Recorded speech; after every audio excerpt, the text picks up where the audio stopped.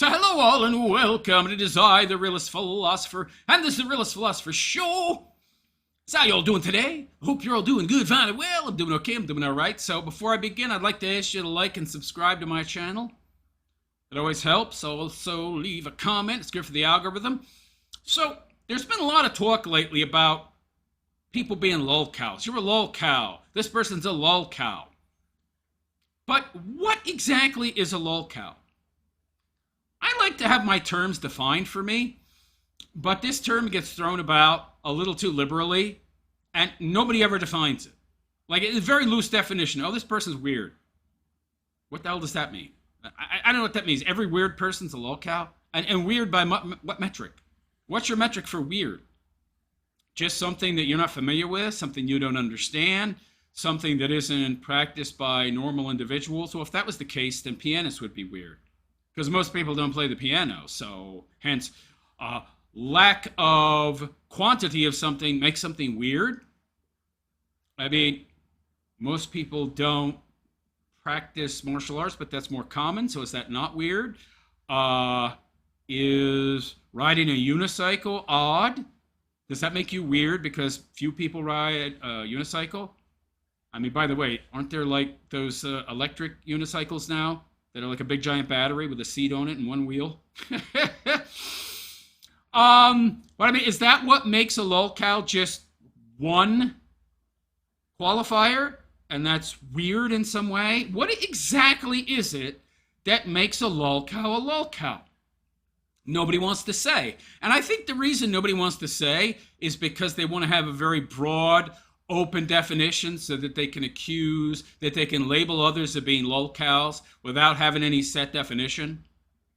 You know, so they can throw that ad hom about and poison the well, so to speak, attack your character so that other people won't listen to you, so that they'll look at you in a certain light. So I thought it was very important that we define what the heck a lolcow is, because everybody's using this term and nobody seems to know what the hell it means beyond, oh, he seems weird. I don't know what the hell that means. So let's talk about it, okay?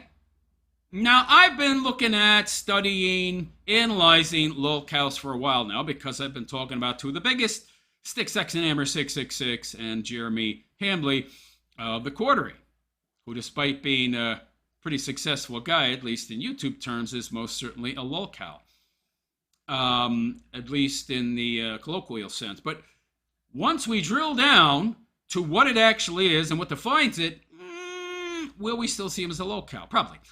So I identified some key traits that all lolcows seem to share. Not just general, label of weird guy, whatever the hell that means. It's not specific enough. So let's get a little more specific, shall we? And that way we can maybe get a better definition and thereby get better at identifying, accurately calling a spade, a lolcow, instead of just, painting everybody with this broad brush of lolcowdom. So the first thing that I noticed, and this doesn't seem to be across the board because there are some lolcows who definitely are such that do not have this issue, but a lot do, and that's criminal activity and problems with the law, which, by the way, actually, now that I think about it, most do seem to have such because Jeremy Hambley is not in compliance with FDA law. So, and at least in my opinion, I mean, he's not putting the ingredients on his flavored coffee like he's supposed to. And, if somebody has an allergy, if they're allergic to a specific ingredient and they get sick, they could sue his ass and, he'd be done for. He also doesn't tell you where the coffee's made. So a flagrant disregard for the law, for the rules. This seems to be a general trait that most lolcows share. Either an outright flagrant disregard, or they're actually someone that has warrants out for their arrest, or they've been arrested in the past, like Sticks, who is on the lam. Hasn't made content now for, 9 days? Don't know why. Maybe somebody clued him into law enforcement looking for him, so maybe he's scared. Maybe he's afraid to post. for fear of them tracking him down. I don't think he has anything to worry about. He ain't no big fish, okay? Kaiser Sose, he ain't. So that's one trait that they all seem to share. Flagrant disregard, a lack of concern for legal niceties. Now, number two. Now this one, weird takes on life and reality. So we can very easily identify that trait with somebody like Styx Hexenhammer, right? Because this dude believes in demons. He believes he's made a pact with an owl demon. He thinks they're real. He thinks he's got some kind of quid pro quo relationship with said demon. He thinks there's some kind of, benefit to be gained from that relationship. He thinks he can offer up his blood in the form of some kind of ritual sacrifice, and, this will get him some kind of benefit. I don't know if this guy's looked at his life. It seems like you're not getting anything out of this deal, quite the contrary. So there's weird takes like that. And how does that apply to somebody like Jeremy Hambley? Well, look at how the guy reacted to the whole flagging situation. I mean, instead of just not addressing it, quieting down, seeing that immediately responding to it got heavy pushback, and so he should go quiet, right? And he's been online for way longer than I have. I'll admit I have some naivete in that area, but I learned my lesson pretty quick. This guy, what did he do? He just kept doubling, tripling, quadrupling down. So weird takes on life in terms of not seeming to understand how the real world works, or weird takes like Styx. That seems to be a cornerstone of these types of individuals. You got that Ethan Ralph guy. You've got that Dark Side Phil dude. I mean, all these people don't seem to really understand how the real world actually works. And so they just double down on their mistakes, their bad takes. They never admit they're wrong. I guess that's another trait of a Lolcow. They don't admit their mistakes. They screw up and they blame everybody else, right? You're never at fault. Everybody else is at fault, right? So that's another trait that these Lolcow people seem to share, that whenever they screw up, it's not their fault. It's the world, it's bad luck, it's the malicious intent of somebody else. They didn't make any mistake to bring this kind of thing about. That there's no acknowledgement, no taking accountability, just, it's everybody else's fault. I'm in no way to blame. That seems to be another trait. Another one seems to be like strange hobbies or weird lifestyles. With Styx, we know what his strange hobbies are. Blood magic and studying the occult and demonology and thinking that magic is real. That would be not understanding very well how reality works. Holding contradictory views like fallen angels and demons are real, but there's no God, but there's a hell. Yeah, that don't make no sense. But other strange hobbies that are just not quite in sync with the reality of being an adult. You've got the Quartering, who, he's got that RC obsession. He's got Funko Pop obsession. He's got NES obsession. I found out what that is, Nintendo Entertainment System. I don't know. Like original Nintendo games. I don't see the draw. Was that 64-bit or something? I don't know. The graphics wouldn't be so great. But anyway, I guess a correlation in regards to my age would be like Atari. I remember we had the first Atari, right? Well, of course, we had the first computer. Was it a VIC? VIC 20? It might have been before that, because my brother was into computers, and he might have had the very first computer, which was a build your own. You got to remember, I'm old, and he's older. He's a few years older than me, so. The direct correlatory for me would be like the Atari. So if you're 15 years younger, so you probably, for you, it's Nintendo. Anyway, that seems like a strange hobby to me, but not as strange as the blood stuff. The Funko Pops, the Magic the Gathering cards. That to me is a strange hobby when you include the extremeness of it. Like you're spending 20, 30 grand just on game cards. When you really don't have that much money, people think that the quartering, Jeremy Hambley is rich. He's not. He never has been. The guy has spent the majority of his money on collectible crap, which is a very bad investment in most cases. Not all collectibles are a bad investment, mind you, but the ones that he collects, by and large, seem to be. And so that's very strange. That's very irresponsible, which, of course, brings us to another identifier of what makes a lolcow, and that's being bad with money. They all seem to have this trait. Dark Side Phil, that Ethan Ralph dude, Styx Hexenhammer, Jeremy Hambley. I mean, the list goes on and on. They all seem to be extremely bad with money. Why is that? Lack of understanding of how the world works, inability to control their impulses. I mean, you name it. A need for instant gratification. So they're very materialistic, gluttonous, hedonistic individuals. So hallmark of these types of people is, they're about pleasure for pleasure's sake. And that includes just spending money as quick as they get it. So most of the lolcows I've seen, they're broke, or they're going broke, or they're already bankrupt. They spend beyond their means. They're in a very bad situation financially because they just don't know how to handle money. I don't know how you don't know how to handle money. I know what's in my account every day. Mental record. I don't need to look at my bank account. I know what I spend. I know how much it detracts from my account. I know how much is left in the account. I know that I'm going to be able to cover my rent for the next month.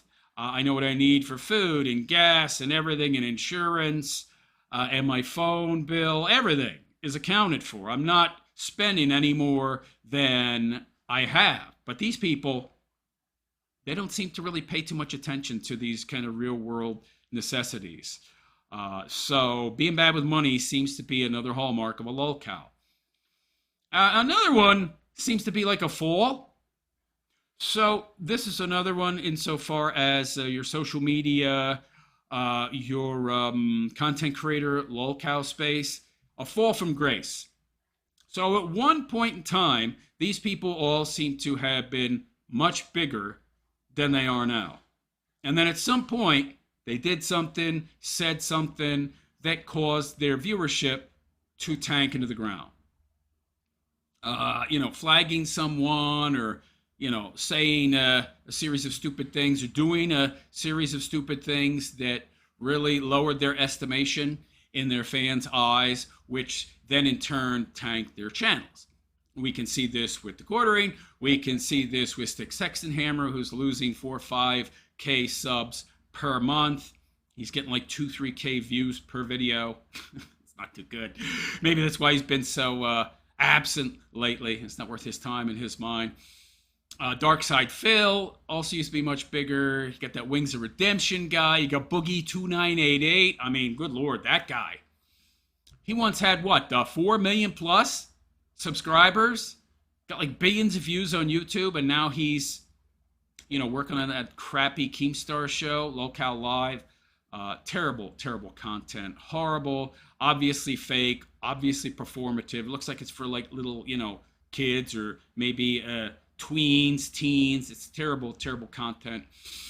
All these people seem to share this fall from grace in common. Now, another one seems to be substance abuse. It seems like most, if not all of them, have this issue as well. They use the substances. They're snorting the creatine or the Addy, crushing up the Adderall, or, smoking the Gamja, or they're just drinking to excess. You know who we're talking about. It seems like most of them. Do this. That Ethan Ralph guy. Somebody told me he's like only 40 or something, or he's like early 40s. The guy looks like he's 60. He looks terrible. I mean, this guy, you've got Jeremy Hambley, 450-pound, tub of lard. You've got Styx, the exact opposite, because he doesn't eat, it seems. His diet is, liquid. Substance abuse seems to be another characteristic hallmark of these lolcow individuals. Now, granted, not all of them suffer from this, but of course, there's different substances as well. You've got food addiction, you've got booze addiction, you've got drug addiction, you've got sex addiction, You've got spending addiction. So actually, they all do have some form of addictive personality. It's just they feed their addiction in a different way, despite the dopamine and to get that hit. So they're all addicts. That's another thing they all seem to share. Addiction problems. All these lolcows are addict-type personalities. They can't help themselves. They have no self-control, no impulse control. They got nothing going on in their lives. They got no purpose. They got no meaning. And so they try to fill that empty void within with things, and it's kind of void that can only be filled with, things of actual substance in regards to giving meaning and purpose, but those things actually have no material dimensions. And so it's like trying to fit a square peg in a round hole. It doesn't work. They're incompatible. So it's a gaping chasm, abyss with no bottom. And you try to fill it with things because, it's incompatible. And so they all seem to share these similar traits. Flagrant disregard for the law, for the rules that govern the rest of us, as if they're above such concerns. Weird takes on life, weird takes on reality, on how the world actually works. Weird, strange hobbies and or lifestyles. Substance abuse. Another one seems to be degenerate activity, hedonism, which we already discussed. And every one of them seems to have, at some point, suffered a fall from grace in regards to social media. They're all bad with money. All of them. And then, of course, we have the last one here I think I'm going to discuss. And this trait they all share, it seems. Shameless and excessive begging to cover for their bad spending. Now, we see this from all of them. You got Sticks with his, yearly or even like twice a year. How many times has this guy grifted for a new PC? But it looks like he's got the same PC. I mean, again and again and again, I need a new PC, and I'm doing a fundraiser. Now, he hasn't done anything like that in the past few months because he's been on the lam from the law since, February? So he's trying to keep a low profile. Not succeeding very well. But, guy's a shameless beggar. How many times did this guy say, honesty, that's another one. Woo! Lying. Pathological liars, in addition to excessive begging, which we got from the quartering, your Ethan Rouse, from your DSPs, to Sticks. You've also got the pathological lying. Now, why do people lie? What's the difference between being a liar and a pathological liar? Well, a pathological liar will lie even when they don't need to. Well, why do they do that? Because it makes them feel more in control. Pathological liars will lie even when they don't have to, because it makes them feel more in control of the situation, more in control of the narrative. Now, all these people have this trait. From Sticks to Jeremy Hambley to your DSP and your Ethan Ralph, all these people. They're big-time liars. They have no problem with lying. I mean, look at the quartering. I need $80,000 for a K-cup machine. Meanwhile, we know, speculatively, but I know, in my opinion, and I think everybody else shares this opinion, that this guy doesn't have no coffee warehouse, okay? Unless it's what you term as a coffee warehouse is where he stores his wholesale bought coffee. Now, if that's what you're talking about, yeah. But he doesn't have a production facility of his own. It's white label. Dare I say drop ship? Technically, it would be like white label. In my opinion, speculatively, it's getting bought from Mill Creek, and he's trying to claim that he makes it. He didn't get no K-cup machine. He didn't do that. But he grifted off of needing a new machine. He grifted off of needing money to, I don't know what. I don't remember what that $300K was for that he said he needed, that he eventually ended up getting that HELOC for. But this guy's constantly begging his audience for cash, but lying about needing it. Like AmpFest, I need $13,000 to cover the expenses. Meanwhile, he had already paid all the expenses, right? He didn't need the money. And then one person, like one monster donor, gave him most of the cash. And the only requirement condition was that he donate what's left over to like Toys for Tots or something. And we don't know if he ever did that. I don't think he did, because if he had, he would have bragged about it constantly. So these people are all shamelessly dishonest, and when they're caught lying, they don't address it. They don't address it. They don't take accountability. They don't take responsibility. Yet another hallmark of a Lolcow type individual. So these are kind of all the traits, and you could have like one or two, I think, and you wouldn't be a Lolcow. But from what I've seen, they all seem to have the vast majority of these traits in common. And so anyhow, I guess that's kind of how you would define a Lolcow. Shameless, excessive begging, bad with money, fall from social media grace, degenerate lifestyle, substance abuse issues, strange hobbies, weird lifestyles, as it were, you know, like swinging and having Wisconsin bulls come over to bang your wife, flagrant disregard for the law and the rules as if it doesn't apply to them, an inability to take accountability for their actions, total disregard for honesty, and oftentimes pathological lying, but just outright lying, no problem with that at all, as long as it serves their interests and their end goal. Honesty really isn't a consideration. And so those all seem to be the traits that make up a Lolcow. And you could have a couple missing and they'd still be a Lolcow. But they all seem to share the vast majority of these traits, have them in common. So anyway, I guess that's a pretty good list of qualifiers for what would make a Lolcow. Let me know what you think in the comments section. If you have any you want to add. Like and subscribe to my YouTube channel if you haven't already. Give me a thumbs up, leave a comment. I hear it's good for the algorithm. Also, if you'd like to support my continued content creation, you can leave a super chat. You can join my YouTube channel as a monthly supporting member by hitting the join button.